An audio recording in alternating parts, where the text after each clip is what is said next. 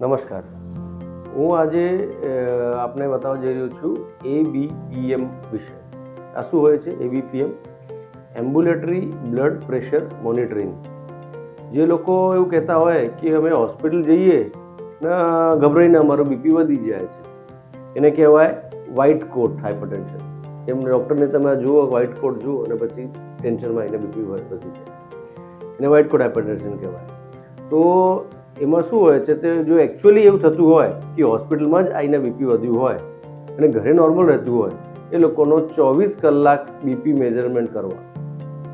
એટલે એક મશીન લગાવવાનું, એ તમે ચાલતા હરતા ફરતા નોર્મલ પોતાનું કામકાજ કરવાનું, ઇવન ઊંઘતી વખતે પણ 24 કલાક બીપી લગાવવાનું અને દિવસના ટાઈમમાં 15 મિનિટ અને રાતના ટાઈમમાં અડધો કલાક એ બીપી મેઝરમેન્ટ કરે.